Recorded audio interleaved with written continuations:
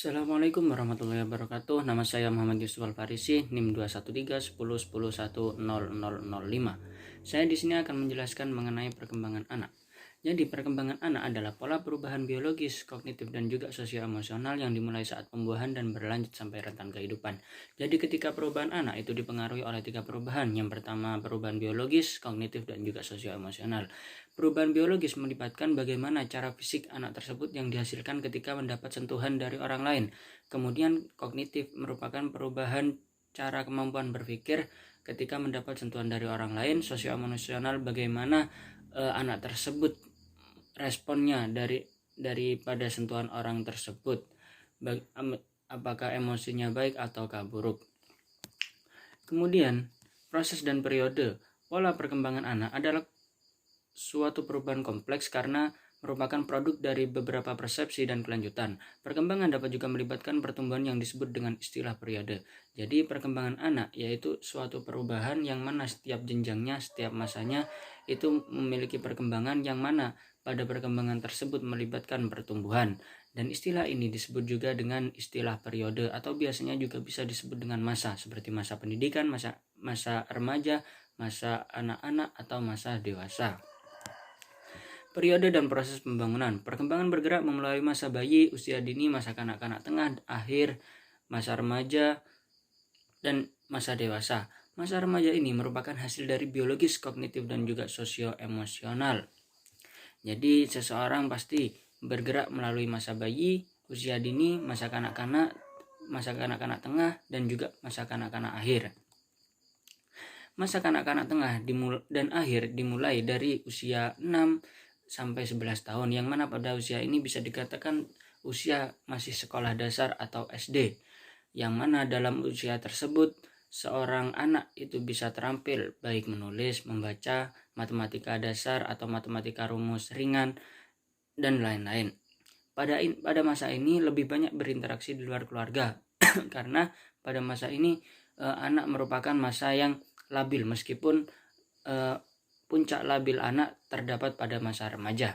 Akan tetapi interaksi di luar keluarga itu sangat diperlukan dan sangat anak tersebut sering interaksi di luar keluarga. Kemudian transisi remaja ke dewasa. Transisi remaja ke dewasa dimulai dari umur 10 hingga 12 dan berakhir dari 18 sampai 21 tahun, yang mana dibarengi dengan fisik yang sangat cepat seperti tinggi badan, berat badan, dan juga seksualitas yang tinggi. Remaja pada masa ini mengejar kemandirian dan mencari jati diri. Jadi mencari jati diri dalam artian anak tersebut sangat sulit diatur, sangat labil, dan bila ia menemukan solusi dari permasalahannya, maka ia cenderung tidak akan mengikuti pendapat orang lain, bahkan pendapat orang tuanya sendiri. Kemudian masalah pembangunan yang perlu diperhatikan dalam studi perkembangan dan pembangunan, yaitu meliputi alam, pengasuhan, kontinuitas, diskontinuitas, dan pengalaman awal.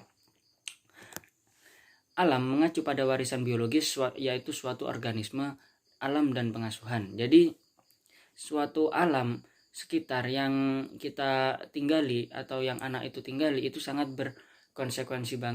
berkonsekuensi sangat sekali, dan juga pengasuhan orang tua kepada anak itu sendiri, karena ini akan menentukan bagaimana masa depan anak tersebut seperti apa.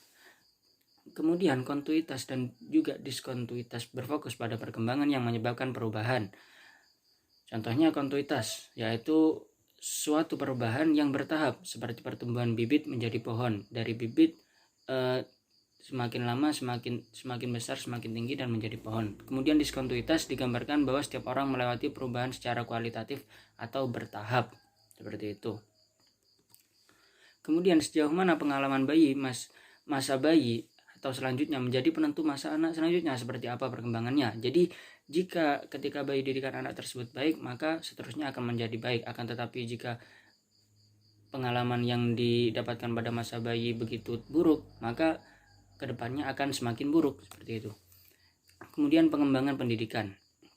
Jadi, pendidikan merupakan pembelajaran pengetahuan, keterampilan, dan kebiasaan sekelompok orang yang diturunkan dari satu generasi ke generasi berikutnya melalui pengajaran, pelatihan, atau penelitian. Maka dari itu, dalam organisasi ini banyak menjadi tantangan, seperti tantangan guru yang memiliki perbedaan rentang usia pada siswanya dalam satu kelasnya. Maka guru yang kompeten pasti akan menyadari hal ini. Bisa dikatakan perkembangan ini tidak bisa menyeluruh ke seluruh domain. Sekian dari saya. Wassalamualaikum warahmatullahi wabarakatuh.